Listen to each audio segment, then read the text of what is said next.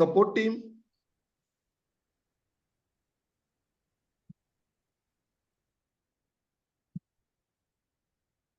I think recording has started, Vishal. Yes. Support team. I think they are muted. Just a minute, just a one phone call. Yes, sir. We have started the recording. Recording started? Yes, sir. We have started the recording. Okay, done, ma'am. Okay. Mavani, start. Ma'am, should we just wait? People are still joining. Should we wait for some time or should we start? No, we can start. Okay. I think we should start. Yeah, we should not wait at all. Okay, ma'am. So, good evening, ma'am, and good evening to all of you. And today we are here for the third lecture of this masterclass series by Dr. Abha Majumdar, ma'am. The topic for today is IVF stimulation in endometriosis. There were a lot of queries regarding this topic in the last lecture itself. So we are here with this lecture today. Over to you, ma'am. Thank you, Bhavani, for getting kick-started this class also, despite such a hectic day. So today we will talk about controlled ovarian stimulation for IVF in women who have endometriosis. All our controversies, I would want them to settle here. We got very good answers in the last two classes, and I'm so happy that I go back learning also from all of you. And I have incorporated certain things in my practice, which I learned from these classes from some of my viewers. So when we talk about IVF, why does one have to think differently for ovarian stimulation in women undergoing IVF with endometriosis? The three important reasons are low ovarian reserve, because it is ovarian disease. And if not a disease only, then even surgery is into the ovary. And hence the reserve becomes generally quite low. And because it is a ovarian disease, then the eggs coming out from this and hence the embryo quality is also poorer. And then on the other hand, even the endometrial receptivity may be altered. In presence of cyst, there could be lower expression of HOXA10 and alpha-5 beta-3 integrins. And in addition with endometriosis, if there is adenomyosis, that further reduces the endometrial blood flow and the pro-inflammatory markers are increased and hence reduced endometrial receptivity. So these are three important factors which worry us when we take up a patient with endometriosis. What does one need to consider to develop an ideal protocol for IVF in endometriosis? One is we need to know the age of the patient, whether she's 40, 37, or a young patient, and her ovarian reserve. Say a patient of 32 with a very low ovarian reserve will stand a much better chance to get pregnant with less number of embryos than a woman of high age. Then duration of infertility is very important. The longer the duration of infertility is, the worse is the prognosis. Even secondary infertility is better rather than primary infertility. And last of all, the stage of endometriosis, always a high stage, stage 3 and 4 have poorer outcome than the earlier stages 1 and 2. What is the aim of our ideal protocol? Whether in a natural cycle, we want LH surge to happen and ovulation to happen, whereas and one mature egg is good enough. In IVF stimulation, we give injections, we block the LH release and give a HCG trigger to have multiple mature eggs. So our main aim is good number of high quality oocytes and best endometrium for implantation. So we want the seed and the soil both to be best when we do a endometriosis, when we do stimulation for IVF in a case of endometriosis. Now, the question comes, when do we need pre-treatment before we start controlled ovarian stimulation for women who are undergoing IVF with endometriomas? Now, do you need a pre-treatment in all cases? Are there some patients where you would definitely need pre-treatment? Pre-treatment is always of two types. We all know surgical pre-treatment, medical pre-treatment.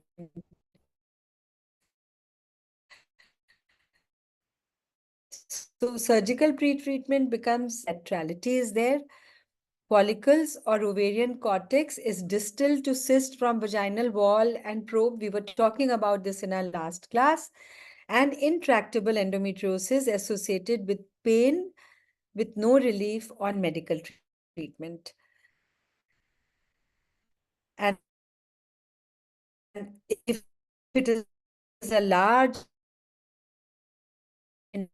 endometrioma and we feel that in these cases, we would want to do some surgical intervention before taking the patient for COS. On the other hand, medical pre-treatment or no pre-treatment, previous surgery or surgeries for endometriosis, the patient comes back with multiple small cysts, adherent ovaries, we can go straight away for COS and give no pre-treatment. Compromised ovarian reserve, no pre-treatment. Advanced stage, no pre-treatment, unless we feel that something is not right and we want to set the clock right by giving some type of regulator for the cycle. And again, large endometrioma with risk of infection high during OCR, and the patient does not want to go through surgery, possibly has had a surgery before, or is sure that this is endometrioma, then also we can sometimes consider medical pre-treatment. Two standard protocols all over the world. The long GnRH agonist protocol, which is the analog which is used is the GnRH agonist in a long protocol and the GnRH antagonist short protocol. So these two universal protocols are used for every patient in every COS. We can do combinations, permutations, we can make small changes here and there. But the basics is this, that agonist or antagonist, both the analogs suppress LH surge. So which one is the ideal protocol? Now, when we look at evidence, it says that long GnRH agonist protocol and GnRH antagonist protocol in endometriosis have similar IVF outcomes. Actual impact of GnRH analog is on ovarian hormonal control and not on oocyte and embryo quality. So whenever we use GnRH agonist, for instance, we start on day 21 of the previous cycle. In the short period, it will not change the egg quality or hence the embryo quality. It is only to control the LH. And similarly, when we use the short GnRH antagonist protocol also, the use of antagonist for 5 days, which suppresses LH, is not going to change the oocyte quality. So it is only for hormonal control. This is my favorite diagram, which very nicely shows that once there is retrograde menstruation, what happens, that what is induced is intracellular adhesion molecule 1 and fibronectin. Now, this is released, and the moment intracellular adhesion molecule is produced, the endometrial fragment starts getting adherent to the surface wherever it drops. On the other hand, rantis, which is regulated upon activation normal T cell expressed and secreted, this is also secreted from retrograde menstruation.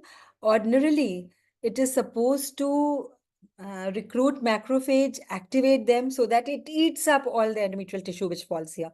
But if it doesn't work, then it becomes a two-way story. IL-1 and TNF alpha is secreted and it further induces the production of ICAM and fibronectin. Now, once the endometrial fragment get adhered, then blood vessels start supplying it by the production of VEGF and IL-1. And this vascularization of this endometrial fragment of implant brings in estrogen from the circulation to this implant, and proliferation also starts. So once endometrial tissue starts proliferating, then whether rantis is produced, IGF-1, IL-6, all that help in macrophage recruitment activation, but it doesn't clear out the endometriosis. And this in turn leads to NK cell inhibition, T and B cell activation, and that in totality, it leads to dysfunction of the endometrium, or causes sperm toxicity, and possibly even oocytes. So what happened, that we thought that there has to be some drug which will reduce all this pro-inflammatory effect of endometrium growing in the pelvic cavity. And therefore, a novel mechanism which was many years ago coined was action of prolonged use of GnRH agonist in endometriosis. And what was the action of this? It caused suppression of ovulation. We all know that you give a GnRH agonist depot and it will suppress ovulation. It reduces exposure to endometriotic implants to a growth factor, midkine in follicular fluid involved in proliferation of endometriotic cells. So once we suppress ovulation, naturally the exposure of endometriotic implants to a growth factor which comes from follicular fluid also will not be there. And hence proliferation of endometriotic cells becomes slower.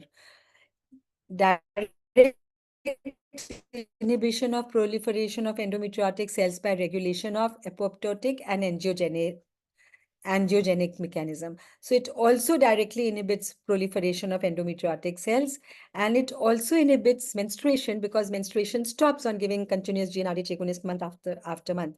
And therefore, it reduces exposure to thrombin and its protease activator receptor, which leads to cell inflammation. And last of all, it also inhibits uterine contractions and blocks mechanical stress. So given all this, giving GnRH agonist for a long time would end the pro-inflammatory process and work as an anti-inflammatory quietening agent for all these endometriotic implants. Now, Cochrane, once upon a time in 2006, Salan et al. Did a study and they said ultra-long protocol is ideal for endometriosis and it improves oocyte quality, embryo quality, and thus also implantation rates are improved. This whole Cochrane review had only 3 RCTs, which had 165 women in total, and they said live birth rate 9 times and clinical pregnancy rate 4 times. This was a huge statement made by this group. However, later on, the same Cochrane database systematic reviews reviewed all this in 2019 with newer articles and newer evidence which rose on the use of long-term GnRH agonist. And the background was endometriosis is known to have impact on fertility, and it is common for women affected by endometriosis to require IVF treatment. To improve the chance of pregnancy, it has been postulated that long-term gonadotropin-releasing hormone agonist therapy prior to IVF ICSI can improve pregnancy outcomes. So they wanted to see that what Salem said in 2006, is that true by new systematic reviews or by randomized controlled trials? What they found, they concluded that contrary to the previous findings, we are uncertain as to whether long-term GnRH agonist therapy impacts on the live birth rate or indeed the complication rate compared to standard IVF ICSI. And therefore, in the light of paucity and very low quality of existing data, particularly for the primary outcomes examined, further high quality trials are required. So they did not women who were undergoing IVF ICSI, impacted the outcome of women undergoing IVF ICSI with endometriosis in a very positive way. Then we found this study in 2020, and they looked at all the 3 type of GnRH analogs which were being used in IVF patients, the effectiveness of different down-regulating protocols on in vitro fertilization, embryo transfer in endometriosis. This was a meta-analysis. And in this meta-analysis,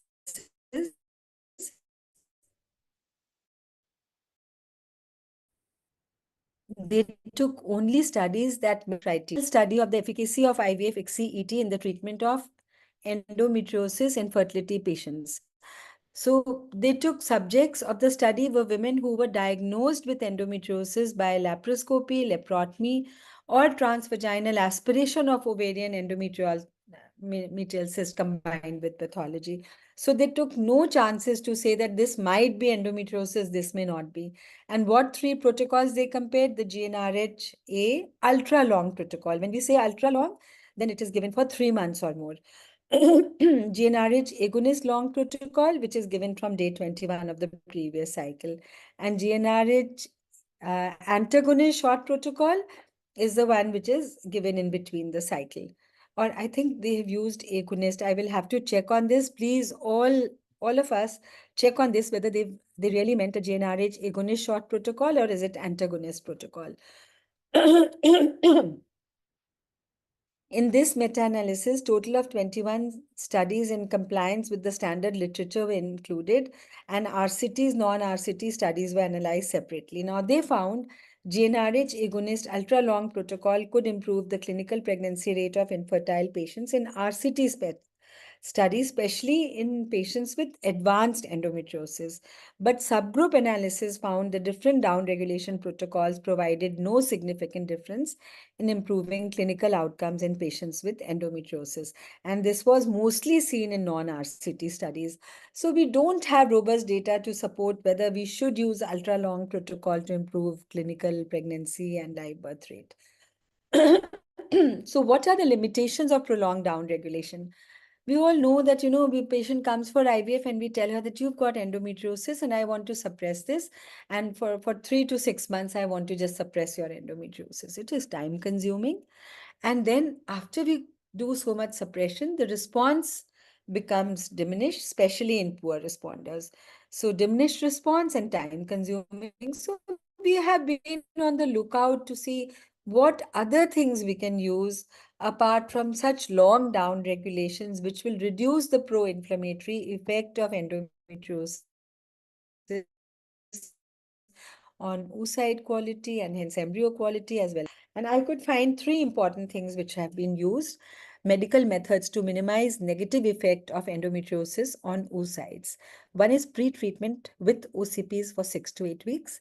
Number 2 is letrozole combined with depot GnRH agonist for 8 weeks. So they have reduced the period of GnRH depot agonist from 3 to 6 months to 2 months only, 8 weeks. And Dynogest pre-treatment for 3 months. So all these drugs are used for 3 months or less than that as pre-treatment. Now let us see how evidence has to support all this. This was published in Reproductive Biomedical Online, RBMO, and it said that IVF has worse outcomes in patients with endometriosis.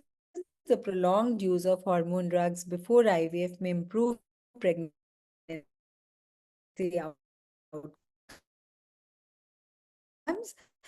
DNG is a progestin, an anti-inflammatory and anti-angiogenic activity. Implantation rates may be higher as a result of receiving DNG before IVF. Clinical pregnancy rates may be higher as a result of receiving DNG before IVF. So implantation rates culminating into clinical pregnancy rates. So this is the article which I took out, and this is 2020 pre-treatment with Dynogest in women with endometriosis undergoing IVF after a previous failed cycle. This study was based on the retrospective analysis of a prospectively collected database. This is a very common thing which we all do, that we have to go on to retrospective analysis, but we collect the database prospectively, including 151 women who had failed a previous IVF cycle, and all subsequent embryo transfers had an imaging diagnosis of endometriosis. Patients underwent IVF without receiving hormonal treatment or received 3 months of treatment with DNG, 2 milligrams daily before IVF. So 151 women who had failed previous IVF underwent half and half, either no treatment and a second embryo transfer, or DNG treatment for 3 months and then an embryo transfer. The largest diameter of endometrioma significantly decreased after DNG pre-treatment. Now, I'm sorry, I just took a embryo transfer. It is a whole IVF cycle, COS with collection of embryos and transfer. So the largest diameter of endometrioma significantly decreased after DNG pre-treatment with a significant p-value. The use of DNG increased significantly the number of oocytes retrieved, again a p-value of significance. The 2PN embryos and blastocyst, all significantly more in women with endometriosis of a diameter more than 4 centimeter. So this study suggests that in patients with endometriosis, IVF outcomes can be improved by pre-treatment with G in allows for better oocyte and blastocyst in patients with large endometriomas. The cumulative implantation, clinical pregnancy, and live birth rates were significantly higher in the DNG treated group. Now, this is one study. Let us see what other studies have to say. In the same time, I look for another study. This is in 2019. Clinical outcome of Dynogest treatment, IVF and embryo women with endometriosis. 68 infertile women with stage 3 and 4 endometriosis with a large cyst less than 4 centimeters were recruited for the study. Subjects were divided into two groups, a DNG group 33 and a control group which received a agonist protocol 35. DNG was administered orally every day for 12 weeks prior to conventional IVF ET in the DNG group. Results were retrieved. Oocyte fertilization, blastocyst formation rates were lower than in the control group. Cumulative pregnancy and live birth rate were also lower in the DNG group than the control group. So administering DNG treatment just before IVF ET did not provide any benefits to improve the clinical outcomes for infertile women with endometriosis. This is a journal, this is a publication in 2019, and the other one was a publication in 2020, which said on the DNG side there was significant improvement. Here they said there was no improvement. The control group was agonist protocol, the long agonist protocol. Then role of suppression of endometriosis with progestins before IVF, a non-inferiority randomized control trial. This is in 2021 again. 134 women with endometriosis-related infertility were randomly allocated to Group A, number 67, who had monthly depot GnRH agonist for 3 months before ovarian stimulation in IVF treatment, which means ultra-long protocol, and Group B, starting standard long protocol for IVF. The result was, although there was no statistically significant difference between both groups regarding ovarian stimulation parameters and pregnancy outcomes, they want to suppress with GnRH agonist depot for 3, 4, 5 months. And we do not want to delay IVF so much. And Dynogest is a comparable drug, but we cannot say that it is equal to or superior then. It is just comparable. It could be inferior. It could be similar. Now, here it has been, Dynogest has been used as a PPOS protocol like dydrogesterone. And the conclusion is that Dynogest is an effective progestin for use in PPOS protocol for IVF and showed comparable outcomes to PPOS using dydrogesterone. So this is what I think who Nikita was talking about the other day, that this is just using Dynogest in a PPOS protocol. And they say that patients with endometriosis may be able to achieve pregnancy with minimal exacerbation of endometriosis if good quality frozen embryos can be obtained while continuing to take DNG. So they're saying that the patient does not stop DNG, continues to take, starts with IVF and then continues to take it, and then possibly the embryos would be better. Now, let us know a little bit about continuous oral contraceptive versus long-term pituitary desensitization prior to IVF ICSI in moderate to severe endometriosis. This is a study protocol for a non-inferiority randomized controlled trial, and this is from Amsterdam, from Scandinavia, and they started this study in 2017. They started recruitment in 2018, and today I checked on the net, and still we don't have the results. This is an open label parallel 2-arm randomized control multi-center trial, and should be complete in 3 to 5 years. And now it is after 2018, it is more than 5 years, but we've not seen the face of this study yet. What they did was long-term pituitary desensitization with a GnRH agonist for 3 to 6 months prior to IVF ICSI improves clinical pregnancy rates in women suffering from endometriosis. Alternatively, IVF ICSI pre-treatment with continuously administered oral contraceptives may offer fewer side effects, lower indirect cost, as well as encouraging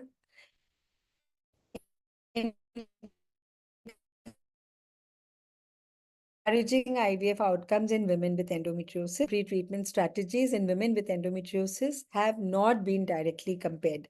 So we're still looking for it. I don't know what will happen, what will be the result, but we found another study. I think in the morning, Bhavani sent me a study which was published 1 year before with OC pills vis-a-vis GnRH agonist. I will show that study after we finish our talk. Then we come to GnRH agonist with or without aromatase inhibitor in women with ultrasound diagnosed ovarian endometriosis undergoing IVF. Now here the main thing is, does the addition of an aromatase inhibitor improve IVF outcomes in women with endometriomas when we are pre-treating them with gonadotropin releasing hormone agonist? So what they did was that this is a retrospective two-center cohort study involving 126 women aged 21 to 39 years who failed a previous IVF cycle and all subsequent embryo transfers and had sonographic evidence of endometrioma. Women were non-randomly assigned to either 3.75 milligram intramuscular depot leuprolide treatment alone or in combination with 5 milligram of oral letrozole daily for 60 days prior to undergoing a fresh IVF cycle. So here the depot was only given for 2 months and letrozole with or without letrozole. And they looked at clinical pregnancy rate and ongoing pregnancy rate after 24 weeks of gestation. Conclusion was the combination of depot leuprolide acetate monthly for 60 days combined with daily letrozole has better clinical endometriosis. I would wish you all to take pictures of these studies and read them in detail to see so that they could guide us in our further approach to COS. So if we see, to conclude, a specific protocol for ART in women with endometriosis cannot be recommended. Both GnRH antagonist and agonist protocol can be offered based on patients' and physicians' preferences, as there is no difference in pregnancy or live birth rate demonstrated. So we go back to our first few slides where we used agonist, antagonist, and they can be used according to what protocol you are more comfortable with. The extended administration of GnRH agonist prior to ART treatment to improve live birth rate in infertile women with endometriosis is not recommended as the benefit is uncertain. So all that prolonged administration of GnRH agonist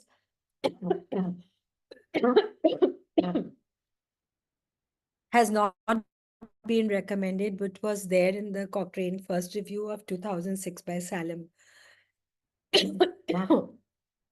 There is insufficient evidence to recommend prolonged administration of combined oral contraceptive or progestogens as a pre-treatment to ART to increase live birth rates. Just give me 1 minute, please.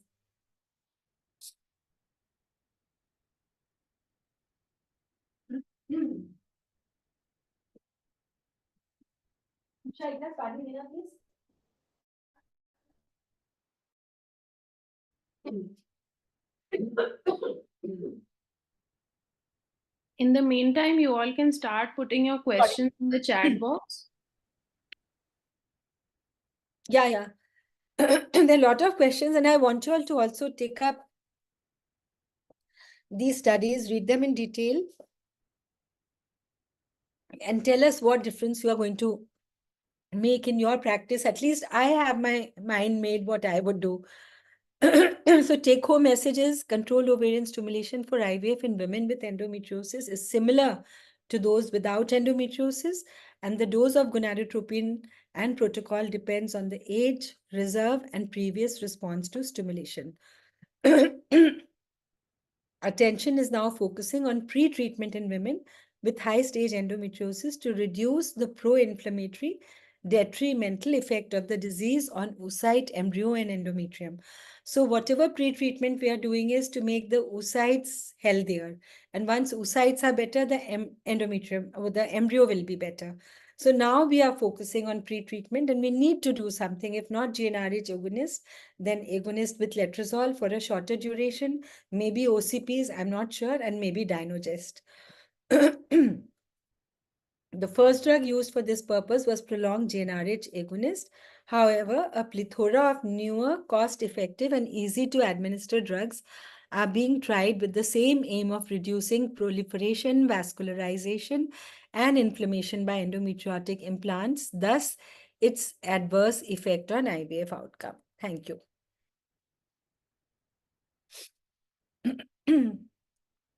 Please, everyone can start unmuting themselves and asking questions. And if there are questions in the chat box, Bhavani, you can start off. Okay, ma'am. Ma'am, there's a question by Yukti. Ma'am, which drug would be best for pre-treatment in endometriosis I according wish I knew. I wish I knew. I think you tell me now after you hear the whole talk. If there's a lot of pro-inflammatory thing going on and the patient has pain and you feel that her inflammatory markers of the body are also high, then something should be very important. You tell me, Bhavani, what would you want to use after Well, listening if to this talk? evidence is now showing that OC pills and progestins are as good as GnRH agonists, then we Yeah. can substitute ultra-long GnRH agonist with Dynogest or continuous OC pills also.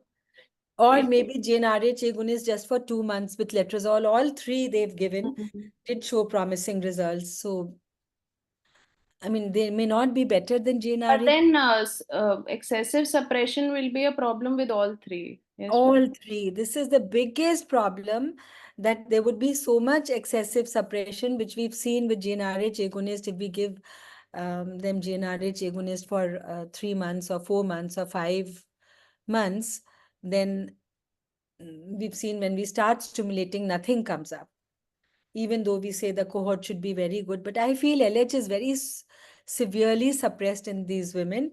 And what we need to give is stimulation with uh, at least 50% of the drug as LH in this, if we want good response in patients who have been suppressed by any drug, may it be agonist, Dynogest, OC pills, anything. What do you say, all of you, Tejashri? What is your opinion? Ma'am, I think newer drugs will give us a lot of choice, and also the suppression that is caused by long agonists, which leads to higher amount of gonadotropin requirement that the patients have, can be handled, because they will But you need see, lesser dose of gonadotropins, and in all uh, protocols, suppression of LH is, I think, a very important thing. Whenever we use these drugs to suppress ovulation for a long time, FSH, LH, both are suppressed. FSH we substitute, LH we don't give. So I think the answer would be, after prolonged suppression, to give preparations which contain these in good quantities, right? Yeah. right, ma'am. Ma'am, if you are using, good evening, ma'am, if you are Yeah. using antagonist protocol, can we May I use know the name? May I know the name? Yukti, ma'am? Yukti, good evening, ma'am. Okay, good Ma'am, evening. if we are using antagonist protocol, can we use estradiol pre-treatment in these patients? No, estradiol pre-treatment is a very different thing, Yukti, what you are talking about, which we use in the luteal phase of the previous cycle. Yes, This is not to reduce endometriosis. This is only to make a good cohort. cohort. Yes, ma'am. So it has got nothing to do with pro Okay. or anti-inflammation. It has got nothing to do with endometriosis. In every patient, you can use in the luteal phase, either you use estradiol or you use antagonist, or you use maybe a COC, or maybe even a progesterone withdrawal. Okay, ma'am. Ma'am, there's a question. Which protocol Would do you prefer using in your clinical practice for endometriosis? I like to use an antagonist protocol, but if at any point of time I find that the response has been very poor and the patient otherwise had a good AMH, had a good antral follicle count, and has made only 1 or 2 follicles, I would much rather to just let her ovulate, cancel the egg pickup, and do another stimulation in the luteal phase, or do a long agonist protocol for her. Long agonist means just the day 21 start of agonist. So what we do is make her ovulate, and after 2 days only we start giving her Lupride, and that is good enough for her to get her periods within the next 10 days and be down regulated. So I always like antagonist protocol, but if she's not responded well, I would either go for the luteal phase stimulation or a long agonist protocol. What would all of you want to do? Ma'am, good evening. Ma'am, this is Dr. Nisha Bhatnagar. Ma'am, Nisha, good to see you. ma'am, Hi. good evening. I'm so sorry, ma'am. My camera is not on because of poor network. I am just, if I switch the camera on, the network goes. So No, I'm you just, don't switch the camera on. Tell me what is your regime? Tell me. ma'am, but I'm so happy to, ma'am, first of all, I want to thank you so much because you are taking these classes. You are taking so much toll on yourself. Still, you are teaching. I'm really, really thankful to you, ma'am. Ma'am, Thank what we do is we usually do the same as you suggested, antagonist protocol. I think the only difference we do is that usually we go for freeze all cycles, and then later on I give leupride and then planet transfer. So the if the cohort Yeah. is good, we usually see a See, good response. Yes, Nisha, ma'am. if the response is not good, then what do you do? See, ideally, I would go for antagonist protocol for all my endometriosis Ye- patients. yes, But ma'am. suppose she had a reasonable cohort, a reasonable AMH, and yet you find very poor response. In that case, I like to use either a long agonist protocol, and instead of doing a pickup of this cycle where just 1 or 2 follicles have come up, I would give her a trigger and do a luteal stimulation. This is all I'm saying. If there is a good one, we will always freeze all, whatever you Yes. do. Yes, ma'am. Usually in such patients, even luteal phase also, I have not found a good response because once we see a good cohort and everything is there, 1 or 2 follicle come, I usually either cancel and give a little higher dose, like as rightly said, HMG, not Hmm. recombinant FSH, HMG. And ma'am, honestly speaking, if I see a poor response, instead of giving HMG or something, next cycle I do only with Clomid on Difestan, and 1 or 2 follicles only I pick. It saves money, and if we get good response, like good embryo, then I transfer that only. Okay.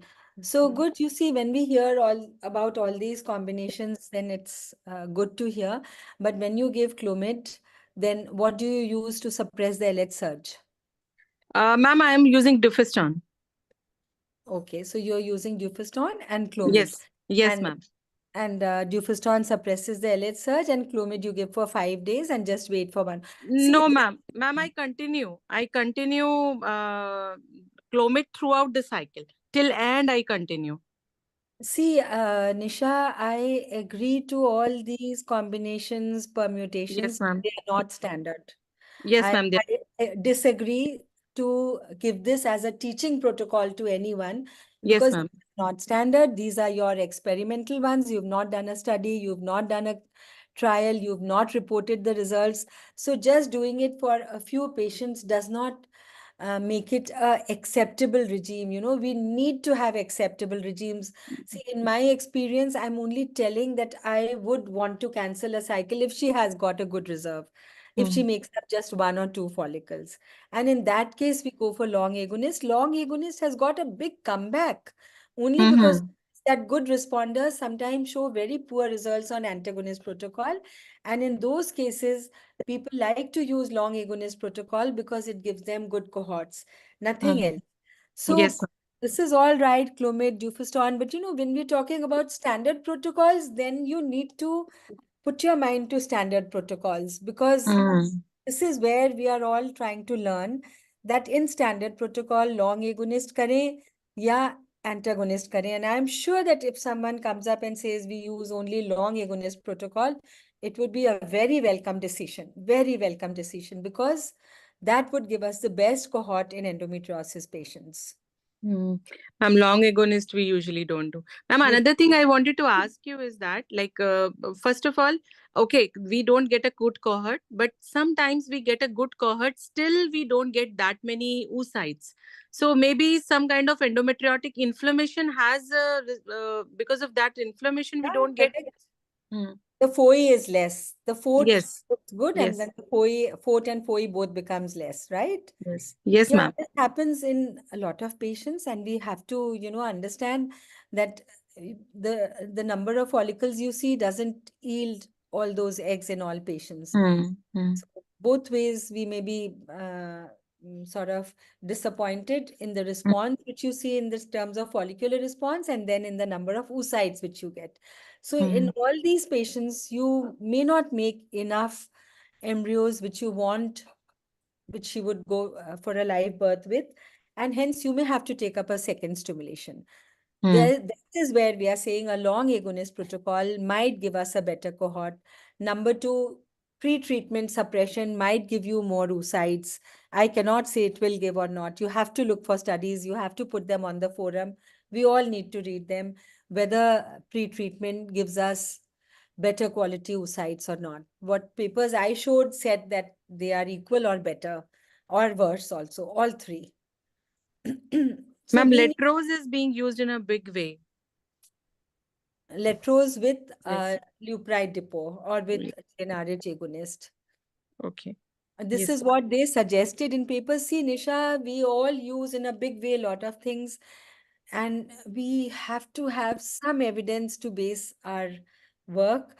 And it's not only evidence, we have to, really, if you are doing something and you're so convinced, you need to get on to publish your work. I know Yes, it's ma'am. not Yes, easy ma'am. to publish. I It is agree. very difficult for all clinicians. हम लोग बड़े ही नहीं हुए हैं ये सीख के कि Yes, ma'am. publications कैसे करें. But if we just talk that I give Clomid, I give Dufaston, it will make very little sense to our viewers. Our viewers need to know what to do. So Yes, ma'am. according to what I feel is the two standard antagonist and agonist protocol, choose the protocol in which you are more comfortable, because that is where you will get your best results. Whatever in your clinic is proving to give you a good number of oocytes, good number of embryos, don't change the protocol. If you are okay with long agonist, don't change to antagonist. If you are okay with antagonist, don't change. But when you get unexpected results in terms of follicular development or oocyte recovery, that is a time when you need to rethink, change the protocol for that patient only. ठीक Yes. है? Yes, ma'am. Yes, ma'am. Okay. Ma'am, there's a question by Dr. Pooja. Do you practice TVS guided aspiration of endometriotic cyst before starting stimulation? No. Anyone else? What is regular practice now? All of you are very well-read clinicians who are in this forum. I'm very proud that every day we get good questions. But what are the drawbacks of this cyst aspiration before starting stimulation in the same cycle? Because there are a lot of very senior clinicians who promote this practice. Ma'am, we never do. It majorly causes infections and abscess formation sometime. And This is Nisha, right? yes, ma'am, we don't do. Okay. Anyone else who does it? Yes, And ma'am. Mm, Ma'am, I'm Shalini. Good evening, ma'am. yeah, No, ma'am, we also don't do any cyst aspiration before what starting it is the only not patient for infection, stimulation Pooja. Yeah, because risk of peritonitis, abscess. there will be some spillage of endometriotic fluid. There could be infection of the fluid. Number two is a very important thing. By the time your stimulation is done and you reach the stage of oocyte recovery, the cyst has refilled. So it is not very practical to do it. I have heard a lot of very senior clinicians recommending this, but I don't think um, literature supports it, and I don't think I would want to support it, especially if you've seen abscess happening. I have seen abscess. Today I was going through my old presentations and I hit upon that one which I always talk, that there was a case which underwent two IVF stimulation. In the first one, after I aspirated, in the second, we put in a needle and frank pus came out, sent it for culture, and it was Klebsiella or something which grew. And we had to give her antibiotics. And those were the days when we did not have a freezing program in place. So we did a fresh transfer, and she did get pregnant with twins and delivered. So, abscess formation is a big problem. But in abscesses, I've seen patients getting pregnant with or without IVF also. So that's true, but it's very, very tough for the patient to go through treatment once a pelvic abscess forms from an endometriotic cyst. Excuse me, ma'am. One point. Good evening, ma'am. I'm Dr. Rachita. Yeah. Ma'am, sometimes they say that after when you have done the pickup, and if you are seeing a cyst or something, the last thing before coming out and after aspirating all the oocytes, you can aspirate the cyst and then maybe give a very good antibiotic cover. Matlab they Rachita, say that. Rachita, what benefit will you get in puncturing that cyst now? Once you've taken out all your eggs, then Exactly, ma'am. by just puncturing it, you can leave some endometriotic cyst dripping into the peritoneal cavity, and that could lead to a lot of peritonism. And you've already taken out your eggs. So just leave that cyst alone, and then you can give her a long-term suppression before you do embryo transfer. Don't do a fresh transfer in these cases where you think there is a lot of endometriosis, there is adenomyosis. Always freeze all the embryos and make the endometrium and the environment of the uterus better before you do a transfer. So don't touch the endometrioma with a needle from the vaginal side. Okay. Whatever antibiotics you give, we all give, and you are saying you aspirate the cyst. A lot of time, inadvertently, we go into a cyst. We think that Right. maybe this is a follicle, and we puncture it, and we find, oh Right. my God, this is endometriotic cyst. We do cover her with very good injectable antibiotics, and we Yes, do ma'am. prevent formation of abscess. But why do it after you've taken out all those sites, right, Rachita? Ma'am. Yes, ma'am. Yes, ma'am. True.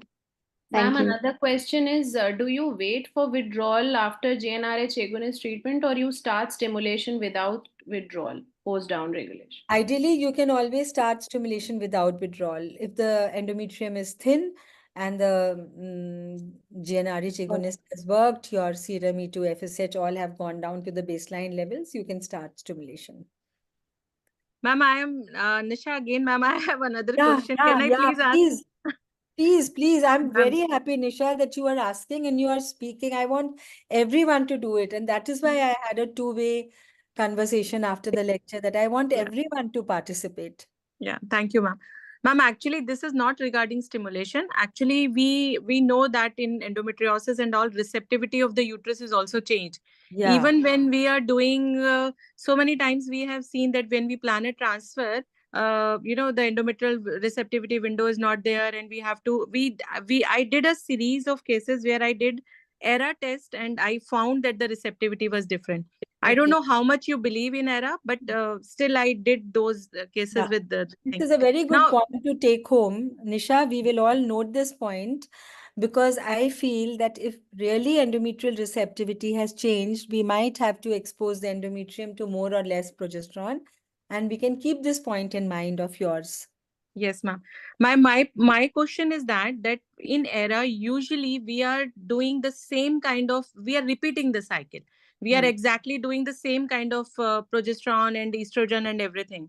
Now, once I have given, I prefer to give Leupride and then do ERA. So if I'm giving Leupride and then I'm doing ERA, then I'm again repeating Leupride. Wouldn't the endometrium be too, like the system would be too suppressed, because now it is 2 doses of Leupride instead of one? No, nothing will happen. Nothing? Okay. Because see, once you've given Leupride and you've done an ERA, you've either done ERA on HRT or you've done ERA by stimulating the patient, either of the two things, right? Yes, ma'am. Yes, ma'am. You either have caused HRT. Latrine cycle और HRT. HRT में कहाँ से suppress? तुमने तो दे दिया estrogen shed भी करा दिया उसका तुमने लेके. Okay. Yes, ma'am. I always had this question that, like, Nothing, wouldn't yeah. it be? No, ठीक है, but got just it. look at the LH levels. If they are very low, then you must give a FSH LH combination to these patients when you stimulate. I very recently had 2 patients whom I had to cancel with very good reserve. They were on long agonist suppression, and we started stimulating them straight away, which I always used to go. And unfortunately, this time हमारा सब stimulation जो है वो हुआ ही नहीं. Hardly 2 follicles came up, and we canceled the cycle. Okay. Or Yeah, question? nice, ma'am. Thank you, ma'am. Thank you so much, ma'am. Okay. May I make a comment, ma'am? Yes, Shalini? please. Yeah. Ma'am, I have seen, especially in adolescent girls, that gynecologist do cause decrease in the size of the endometrioma. So giving that, I mean, I haven't, not many cycles I have done. I mean, maybe we can try this, that giving gynecologist, because it frees those embryos, and then we can take these patients for an embryo transfer in the next cycle. Because this can be considered giving gynecologist, as you have shown in your studies, for 3 months, ma'am. Shalini, you're talking about adolescents और फिर बोल रहे हो embryos freeze करो कैसे? No, नहीं ma'am, adolescents में देखा Young women, young married women, na? Your voice Size is cutting off, Shalini. So considering that, he uses the size of the endometrioma in young adolescent girls, considering the same logic, if we give Dynogest in young women for IVF, maybe as you have shown in your studies, won't that be good, ma'am? Yes, Because it the should be good. size will be reduced, and See, then this we is can what take these we were patients. trying. Yeah, Yeah, this is what I was trying to yes, bring. The GnRH agonist is understood. From now, it's more than 20 years that we feel that prolonged downregulation with GnRH agonist will right, improve the air quality, the endometrium both, because it reduces the inflammatory cytokines. Okay? But now they've right, tried to ma'am. say that Dynogest will reduce the inflammation and the VEGF production, and maybe OC pills, and if we combine letrozole with GnRH agonist, then a shorter period of suppression might be good enough. We are just looking for alternatives rather than just GnRH agonist for 3 to 6 months. That is all we are trying to do. And Right, we need yes, to and see other. mhm. Yeah, just one more question I have, ma'am. When you're suppressing on day 21 or maybe after ovulation, do you prefer giving the daily doses of the long agonist depot preparation, ma'am? It is better to give the daily doses when you are going to do a COS for IVF, not the depot preparation. This was a normal practice by all IVF specialists who did IVF in batches, that they gave a depot, and then, Yeah, one fine day, after 10 days, the shortest duration, they would start stimulation for everyone. But it is always better to give a daily dose, because it doesn't cause so much suppression as the depot causes. Depot causes a more profound yeah. suppression, Some people, and it is dose dependent yes, some also. people give even half a dose. Mm. Yes, ma'am. People give half a See, dose what people do is not we are here to discuss, Shalini. We are here to discuss what you of and the I depot. think is right, and what we will incorporate in our Right, ma'am. so that we have Right, ma'am. the results, right? So use a full dose and give a Yes, daily yes, dose, ma'am. because depot will cause more suppression, because it is like a high dose going in at one time. Half life तक वो ज्यादा suppression कर देगा, जब तक आधा उसका excrete हो जाएगा blood में, है ना? So we've Right, done our due, Bhavani. Yes, ma'am. There are no more More questions. questions? Ma'am, think- we're done. No more questions in the chat box. Okay. Thank you, everyone. Thank you, Bhavani. Thank you, Thank Tejasvi. you, ma'am. Thank you, Thank both. you, ma'am. Thank you so much. Thank you, Nisha, Thank you so much. Shalini, Thank Ankit, everyone who put up questions, and Yukti.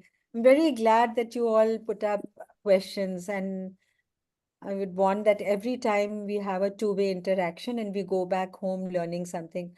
Today also we have a learning point. I have made a point in which we will start in our practice. I hope ma'am, you all. what's that point? What's that point? The Who is era thing. Ira thing. Era? Okay. Yes. Yes, ma'am. That Yes, if I have an implantation failure, I might want to do ERA in endometriosis patients. yes, ma'am. Yes, ma'am. Right? Thank you, ma'am. Especially good grade embryos. Yes, ma'am. Yes, ma'am. Thank you, ma'am. Okay. Good night. Thank you so much, ma'am. Good night, ma'am. Take care. Take care, ma'am.